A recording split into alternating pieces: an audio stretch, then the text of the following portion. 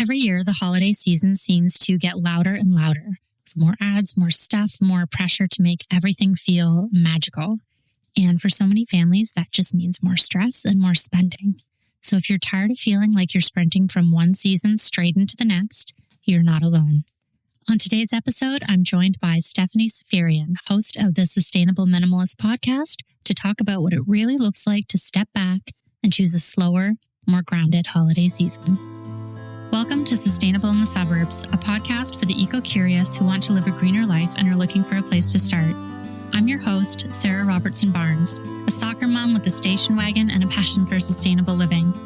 Each week, I'll bring you practical tips and honest conversations to help you waste less, save money, and make small, doable shifts that actually fit your real life. Because sustainable living doesn't have to be perfect to matter, and you don't have to do it all to make a difference.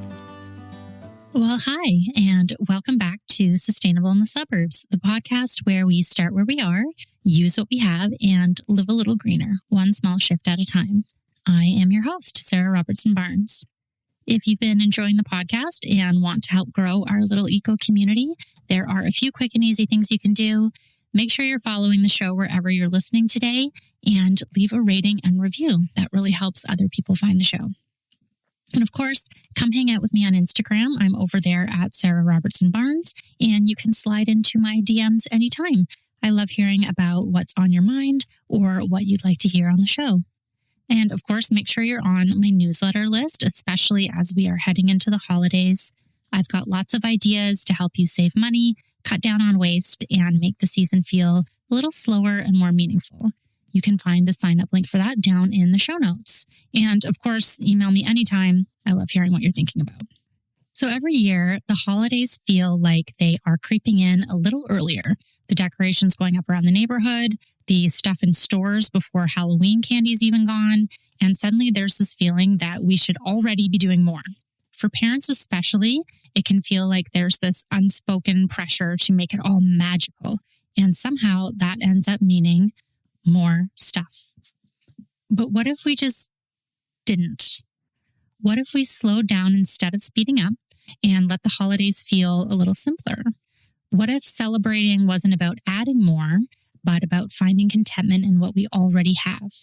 That's what we're talking about today: consumption, parenting, and what it really looks like to make the holidays more sustainable in the suburbs.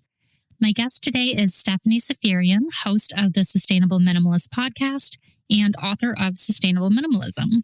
She is a former high school English teacher turned podcaster and mom of two who helps families find fulfillment in less stuff, less stress, and less noise.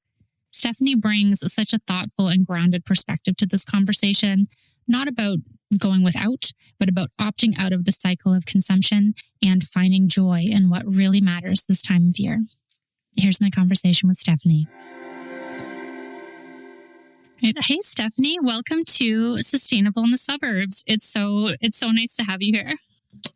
This is the highlight of my week, Sarah. No joke. Yes. I'm so happy to be here. Thank you for having me. Yeah, I'm excited. I have previously been on Stephanie's show, and so I'll link that down for you in the show notes because that was my launching into podcasting. So here we are together again.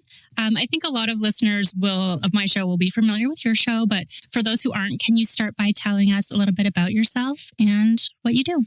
Yes. So my name is Stephanie Seferian. I am the host of the Sustainable Minimalist podcast. It's been 7 years and still going strong. I'm the author of a book by the same name, Sustainable Minimalism. And I blog and podcast about living better by living with less. I believe that, I first found myself interested in minimalism, but the minimalists that were out there were really just talking about decluttering, trashing your stuff, and then going out to the store and buying new stuff.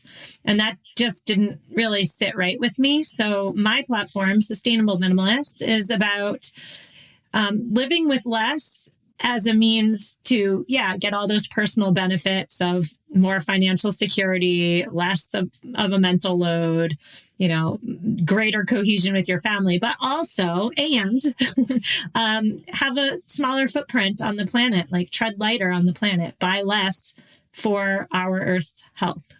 I was going to ask you, like, what specifically drew you to that intersection of minimalism and sustainability? And it just flicked something in my brain where I also, minimalism, when that all blew up, and it was the word discard.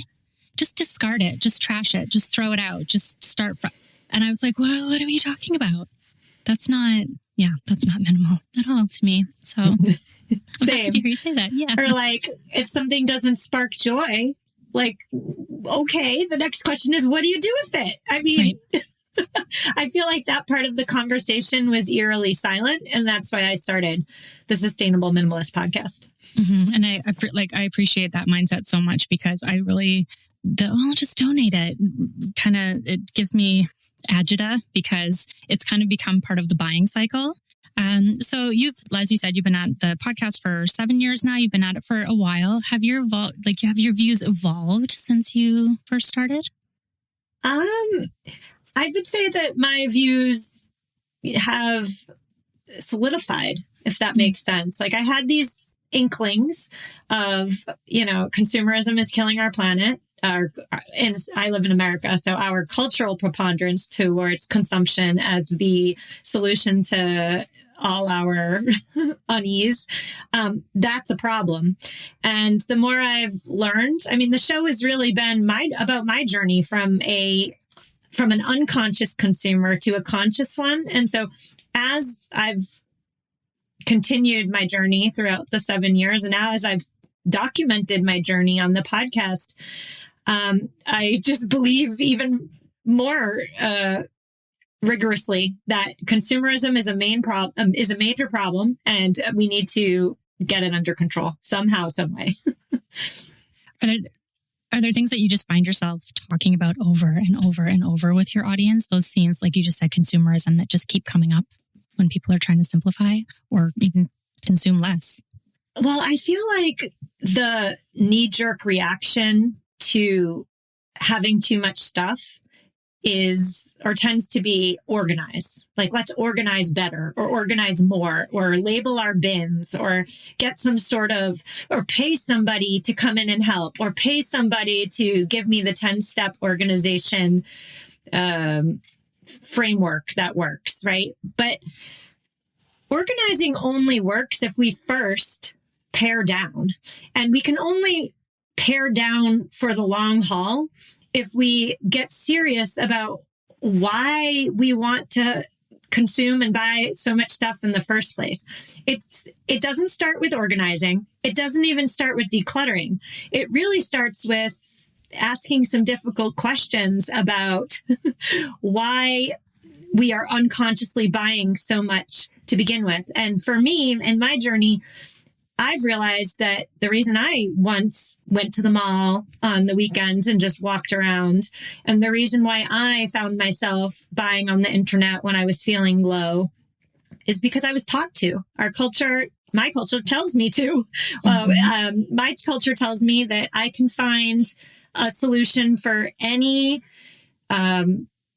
inadequacy that I feel within myself in a thing. If I'm unhappy, I can buy a thing. If I have too many wrinkles, there's a magical product for that.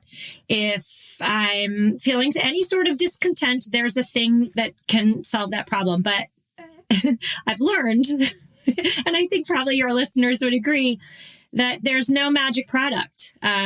These brands just want us to separate ourselves from our money so that they can make money. And once I realized that, I realized, I have been a cog in the consumerist wheel, and I want to hop off for good. It's hard. Like, I just keep thinking of that. I see this about plastic pollution a lot, but it's like if your bathtub is overflowing, you turn off the tap before you go find the mop. Mm-hmm. So I think that applies here. So we're recording this mid-November, and we're heading headlong into the holiday rush. So I'd love to shift into how all of this plays out this time of year. This is the Super Bowl of consumerism. The pressure ramps up really fast. The shopping, the decorating, all those, the school, everything, all of it. And we just kind of end up being swept up into it, whether we want to or not. So one thing I love about your platform is you talk a lot about opting out, not just about buying less, but questioning, like you just said, the whole system that makes us want to do it.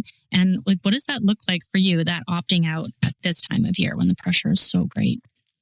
Yeah. So I don't opt out of the holidays. Like, I'm not a Scrooge pretending that the most wonderful time of year doesn't exist. My family celebrates Christmas and we celebrate hard, but we do so without the consumerism aspect. And I say that with a caveat. Like, I still buy gifts.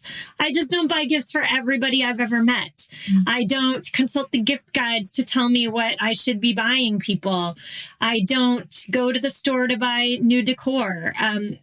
I believe that the holiday season at its root is about presence with a CE at the end instead of TS. It's about being with the people that we love, giving them our time, our attention, our love. Maybe we give a tactical gesture of that love in a thing, but the things are not the number one, right?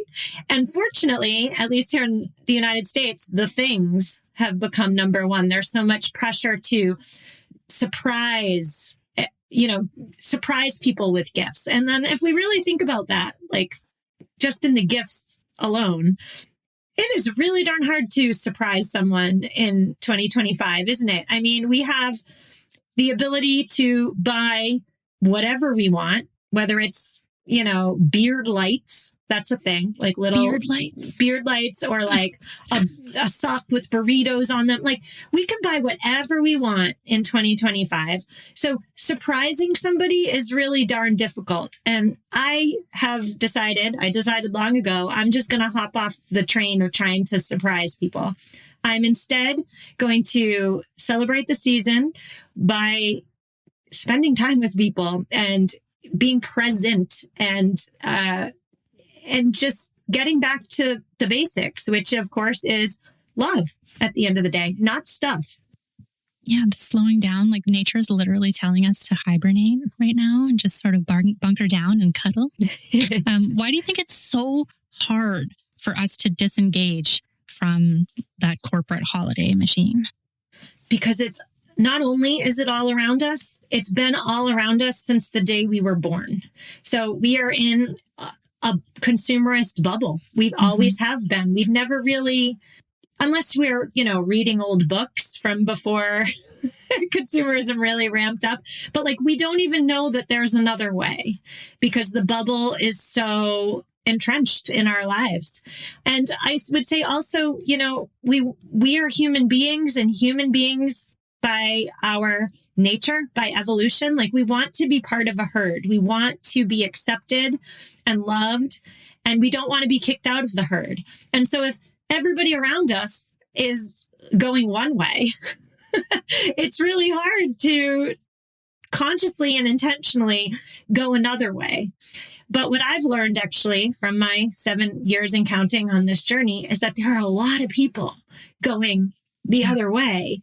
And, if we're too busy following path one, we're not going to see path two. But there are plenty of people over on path two, like you. Yes. Yeah.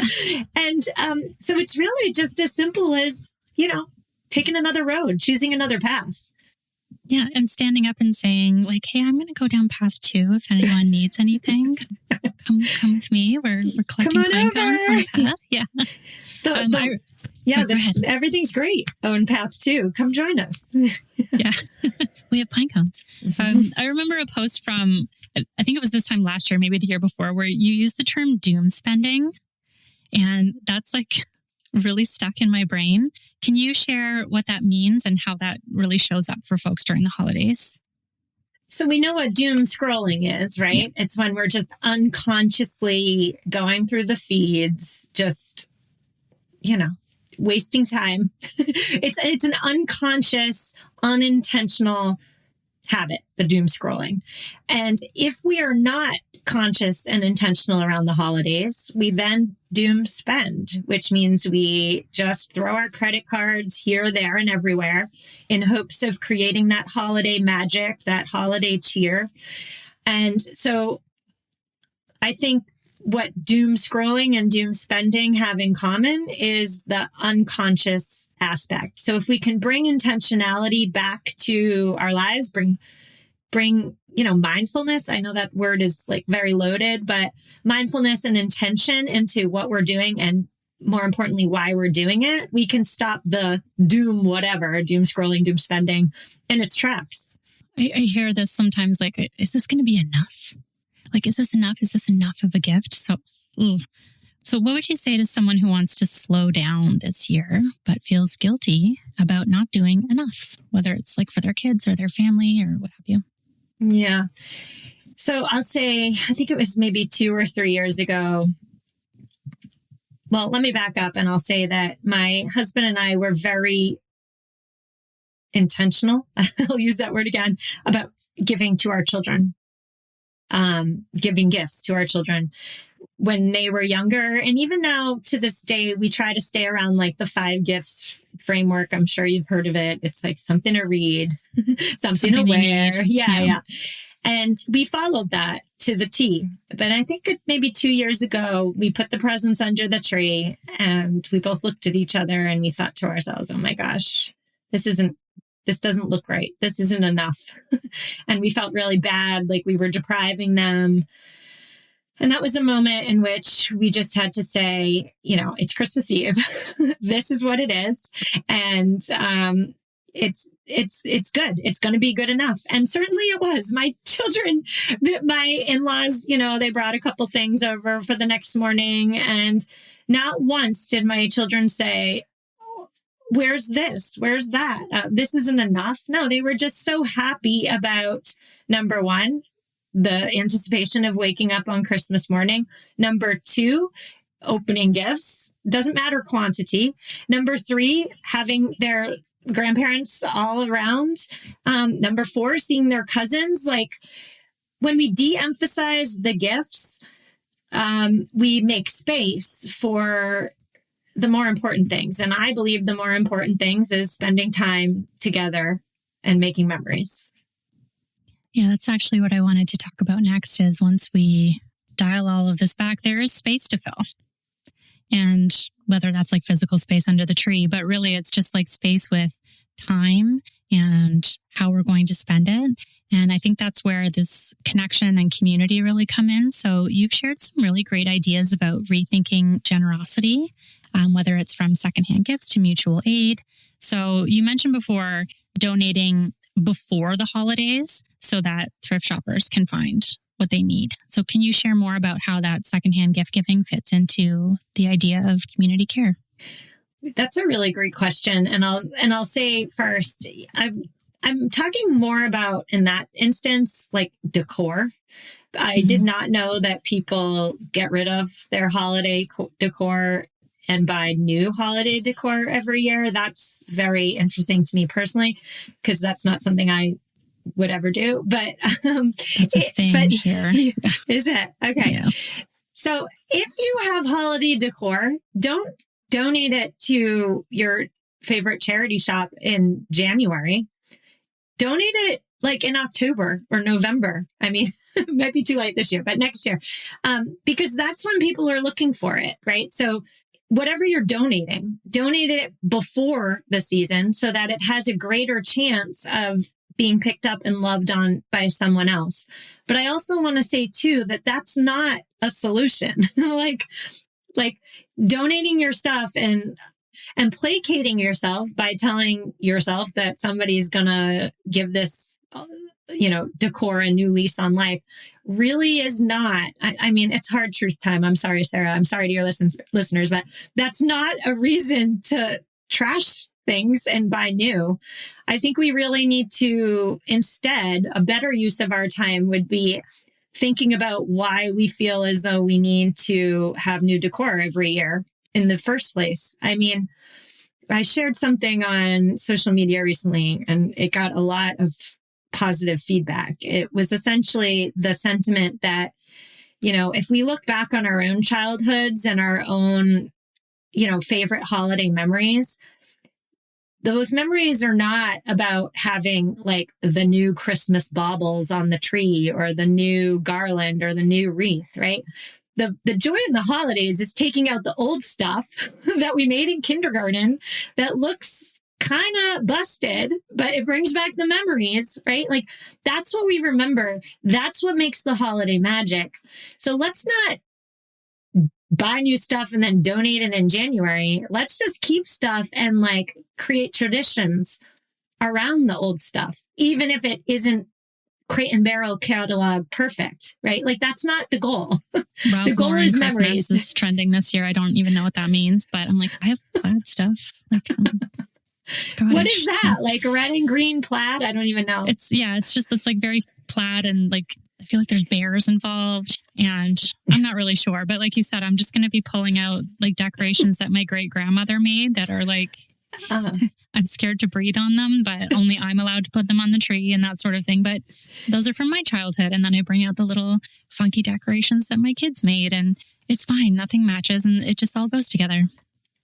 Yeah. Like when did the holidays have to match? Like red and green fundamentally do not go together. Like the holidays do not have to match. We do not have to create like the Hallmark movie Christmas scene in our home. If we all have a finite amount of energy, right? So if we're putting all that energy into curating the perfect backdrop, we're missing the plot at the end of the day, in my opinion. Yeah. I'm finding that the more that I make my own decorations out of like stuff I find outside, it just all goes together. So there you go. We'll just go off on a tangent here, talking about buying things secondhand. What do you think about secondhand gifts? So I think they're lovely, and I would love some, especially like an old book. Mm-hmm. I would love like pick a classic, Pride and Prejudice, my favorite book. Give me like an old earmarked copy, hardcover of Pride and Prejudice, and I'm happy. However, I do not know that the people that we're gifting to, I don't think we're there yet, like as a culture.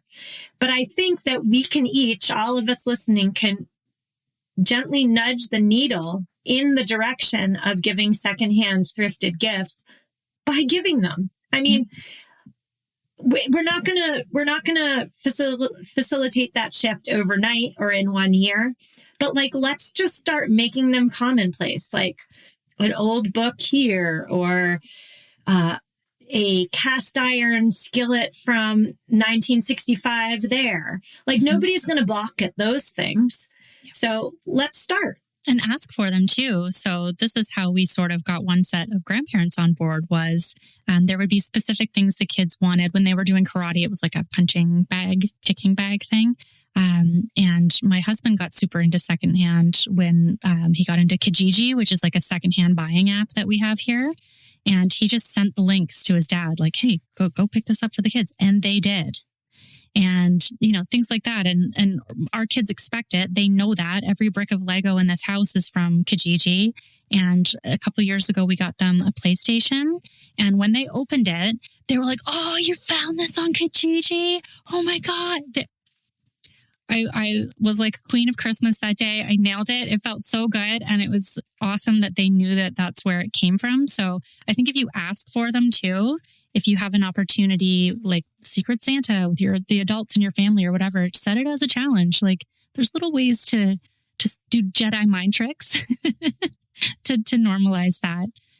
Same with home. I feel the same way about homemade gifts, like just drop in homemade for secondhand here. And I love doing that too. I love that. So can I just say something there? Like, I have so many thoughts running through my head. I don't even know which to pick first, but I will say that like, I feel as though kids, and I have a tween, I have an 11-year-old daughter, like her friends thrift, and she thrifts, like she's into it. Yep. I was not into thrifting personally as an 11-year-old in the 1990s. I feel like in the 80s and 90s, like it was all about new. Even if the new was cheap, fast fashion trash from Walmart, that was better than a thrifted item. And yet something has changed in the new generation in which secondhand no longer equates to dirty or I don't know, whatever the adjective is. Yeah, it's and cool so now. it's cool. So that's a much faster and quicker way of saying it. Thank you. So let's lean into the cool factor, right? Like let's use the cool factor as a means of ushering in the secondhand stuff as gifts. I like that. There's lots of opportunities to start sneaking it in. And then again, we can normalize it a little more broadly. So a lot of everything that we're talking about just comes back to how we model this concept for the people around us.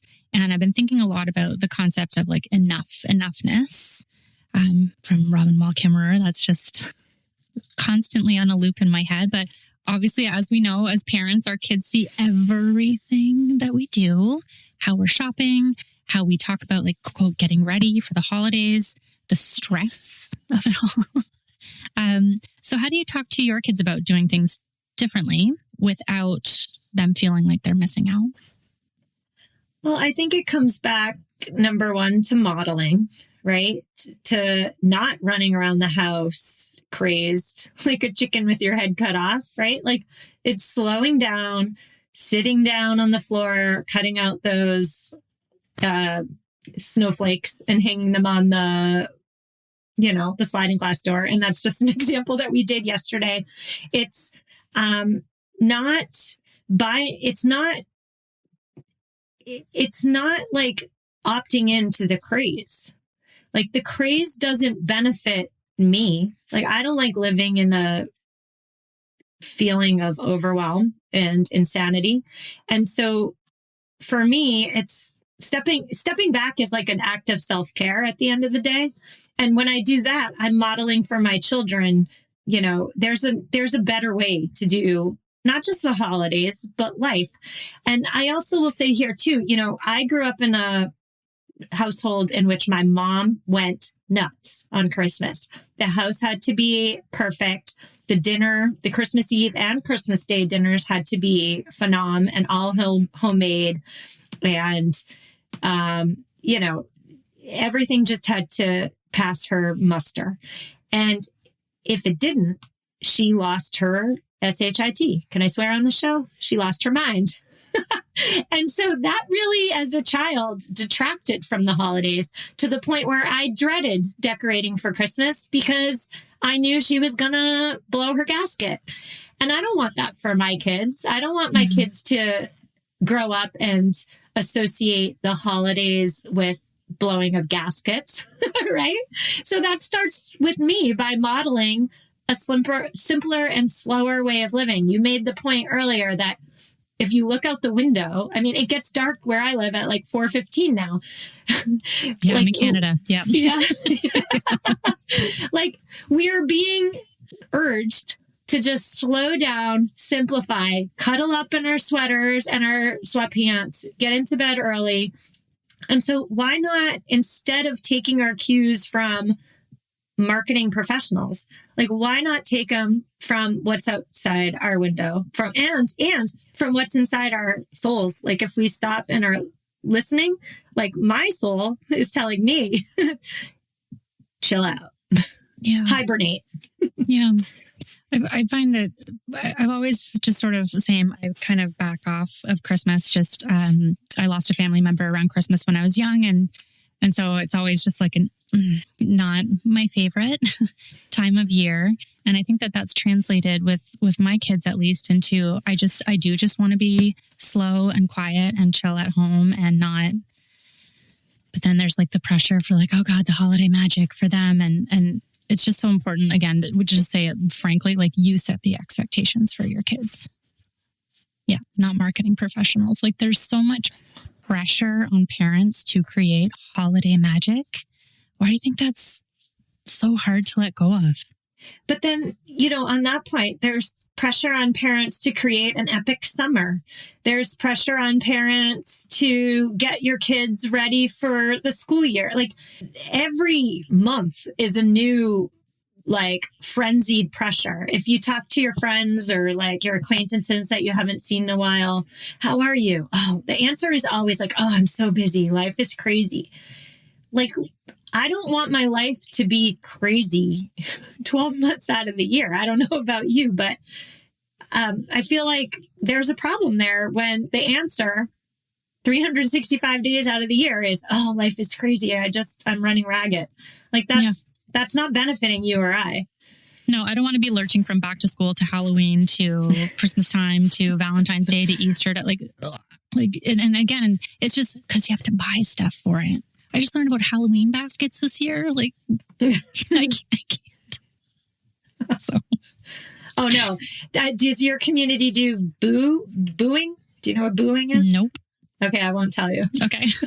My next door neighbors go like absolutely ham with Halloween decorations. Like it looks like it's a lot. It's a lot. And I just put out my little pumpkin and I'm like, I grew the corn stalks by my door and it's fine. Like that's amazing. Just do whatever. Like it brings kids to our house too. Like and I love it and it's the tension of it all, right? Where I'm just like, oh, it's not for me, but you do you. And that's okay too. I don't know. It's a lot. Like I looked at, I'm not going to lie. I super want that like 10-foot Home Depot skeleton or whatever. And I visit him every year, but like, I'm not paying $600 for that. Go to the thrift store. Yeah. It'll be there looking soon. for it on Marketplace every year? Yes, I am. Cause I just want it to hold a sign that just says like ditto pointing at the neighbors. Anyhow, but I'm looking for it secondhand. That's the only way I'll do it. But so what do you hope that your kids take away from the way that you approach this season in particular? I hope that they take away that, the holidays are about love, family, presence with a CE, and just spending quality time together. That's what I hope they take away. It's not about stuff. It's not about quantity of presents. It's not about giving the best present. It's not about stuff at all. I mean, it wasn't for millennia. And it's only in the last, 100 years that it's become about the things under the tree or if you don't celebrate Christmas, the things you gift. I'd like to take back some of that timeless wisdom. I mean, the gift-giving exchange in particular is rooted in centuries of tradition. And I don't think that I think that there's something to be said about giving a tactile thing to demonstrate love. Like, I don't have a problem with that. Mm-hmm. But I do have a problem with the fact that the things that we're giving is cheap, often plastic junk that's going to be loved on for a year at most. But if it's a gag gift, 5 seconds, and then it heads to the landfill. I think there are real problems with that. And so I hope that my children take from their childhoods and our celebrations like a back to basics approach in which we can still show people we love them with stuff, but it's not about quantity. It's not about surprise or laughter or soliciting this reaction at the planet's expense, I think is what I'm trying to say. Like, gag gifts are the worst. And our giving has consequences at the end of the day, not just on our wallets, although here in America, we are being pinched left and right. Mm-hmm. So feeling the pressure to give, to everybody on our list is pinching our wallets, but it's also coming at a price that the planet can't pay.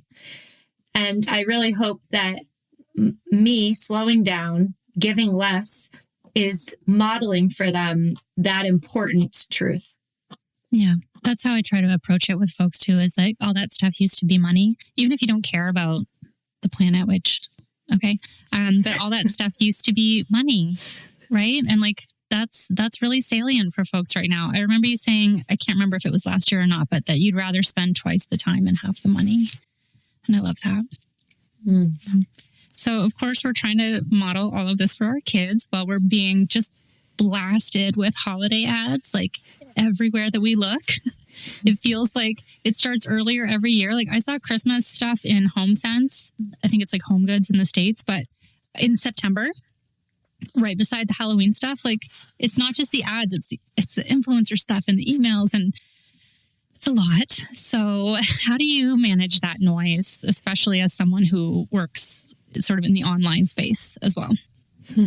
It's interesting you say that, because I have somebody who helps me with my social media, and before Halloween this year, she said, we need to start thinking about holiday content. And I'm like, whoa, like, let's back up. We have here in America, we have Thanksgiving at the end of November. Like, can we at least get there? And she said no. So, it's pushing back earlier and earlier every year. Luckily, I am married to a Scrooge who is extremely adamant. He is like the most affable human being. He never puts his foot down about anything, but he puts his foot down. We do not put up Christmas decorations. We do not even talk about Christmas until December 1st. Thanksgiving is his favorite holiday. Thanksgiving has to come and go. And then we will talk about Christmas. And so just, not like the trend is earlier and earlier Christmas. Like, I feel like in 20 years, Christmas season is going to start on September 1st. And that's crazy. So just not like getting swept up in it, I think, is part of it. Not following the deals and the sales. I mean, it's not just the influencers and, our neighbors who are putting up their decorations earlier and earlier and putting out their gift guides earlier and earlier. It's also the brands. A longer holiday shopping season benefits them, yeah. Right? So I understand that money is tight for a lot of people and we need the deals. But remembering that a lot of the deals are not really deals and the prices are just jacked up so that they can bring them back down to baseline and call it a deal really helps. I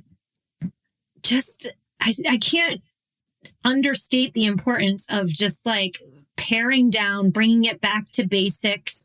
When we recenter around what's important, it's less likely that we're going to be flitting off in all these other directions, because we know what the holidays means to us, if that makes sense. And so when we recenter around, what are we celebrating here? I find that I'm less enticed by a holiday season that now starts in October or maybe even next year in September. Like, that's ridiculous. That's just consumerism, showing its true colors. And I will pay attention to the holidays when I'm good and ready. And that's going to be no earlier than December 1st. Yeah.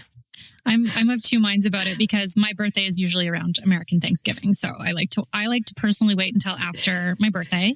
And we do a real tree so that that puts a little bit of an expiration date on putting Christmas stuff up. But I also don't care if you want to put your stuff up in November, like blast Christmas carols in July. I really don't care. It's more about you don't need to buy more stuff. Like, live your life, put up your old decorations, you do you, but just, you don't need to buy the new decor and that sort of thing. But you can rock your Dolly and Kenny Christmas anytime. It's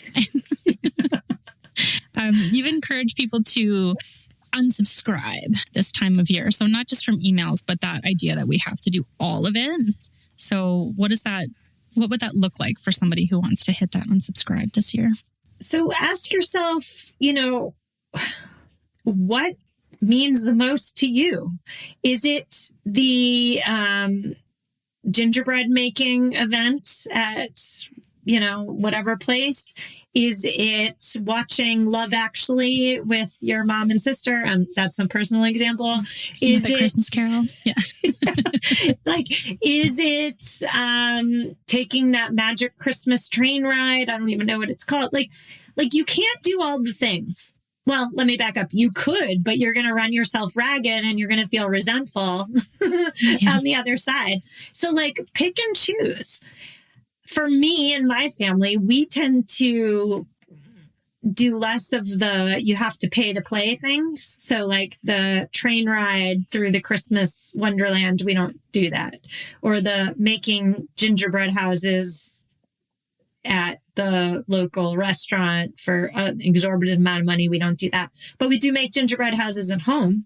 And I buy a box of gingerbread crackers and we use recyclable stuff and we glue the gingerbread onto it and then we decorate. Is it the same? No, but is it pretty darn close? Yes. And that's something that like matters to me because that's something that I did as a child. So don't like release yourself of the need to do all the things, because remember, like your children are taking cues from you. And if you as the parent are like stressed out, running ragged, losing your marbles, ruining Christmas for everybody, then take a step back. Just do the most important things and do them happily. Do them with a smile on your face. Do them with full presence. That is going to give much more holiday magic than quantity. So quality over quantity, not just in presents, but in activities as well. Yeah. You just reminded me of what we do with a gift for my dad every year. When my kids were very small, he brought over like a gingerbread house kit, just a prefab, whatever one. And they built it and that kind of thing. But now that's what we get for him as a gift is we get like the prefab gingerbread house thing, but then we go to the bulk store and we buy all the bits and bobs. We put them all in jars and then we wrap it up and we give it to them on Christmas Eve. And then they make it while they're watching Home Alone. So love it. Yeah. And he gets a kick out of it because he'll say, I'm 75. I don't need anything. And you can still give the gift. Like you were saying earlier, you can still give a thing, but it doesn't have to be like a thing. It doesn't have to be stuff. So yeah, I love that. I love talking about this side of things.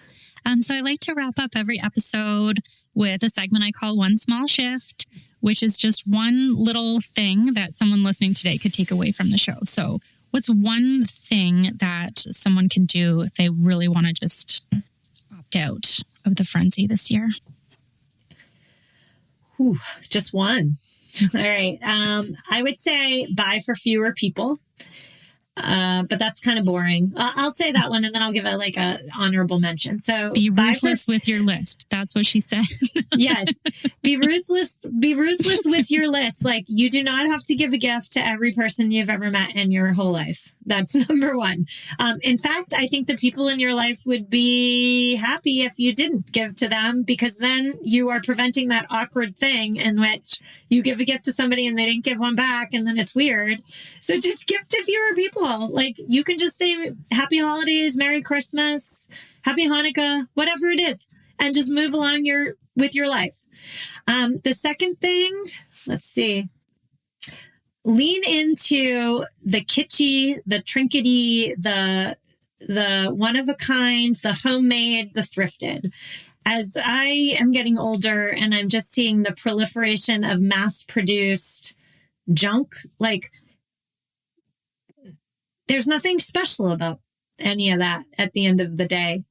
And if we want to not just show and not just tell, but show our loved ones that they mean something to us, like I don't think that buying them a piece of mass produced whatever is the way to do it. So lean into the thrifted or the homemade or, the like one of a kind stuff. Because again, in our mass produced world, there's nothing that says you're just one of a million than a mass produced gift. Yeah. Find that weird thing at the thrift store and gift that, because there's nothing better than someone going like, I saw this weird frog and thought of you. Yes. So Sarah does not need any more frogs. So Stephanie, thank you so much for this conversation. I appreciate you so much. And I think a lot of people are going to breathe a little easier hearing that it's okay to slow down and do things differently. So for anyone who wants to keep learning from you, where can they find you? Well, thank you so much. This was really, truly the highlight of my week. You can find my podcast, Sustainable Minimalists, wherever you listen to podcasts. I'm pretty active on Instagram at Sustainable Minimalists. I'm also on Substack, also at Sustainable Minimalists.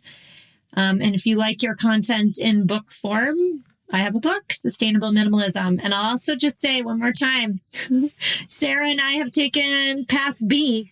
And the weather's great over there. So hop off Path A, come on over to Path B. Everything's great. Join us. Yeah. We have jars of hot chocolate mix too. Yeah. Well, thank you so much, Stephanie, for this awesome conversation. And everyone, please make sure that you add Sustainable Minimalist to your feed, and everything that Stephanie mentioned, I will link down for you in the show notes. Thank you, Stephanie. Thanks. So thank you again so much for Stephanie for that lovely conversation, and make sure that you add Sustainable Minimalist to your podcast feed as well. And if you've enjoyed this episode, make sure that you're following Sustainable in the Suburbs wherever you get your podcasts, and share it with a friend who might need a little reminder that it's okay to opt out of the holiday chaos this year.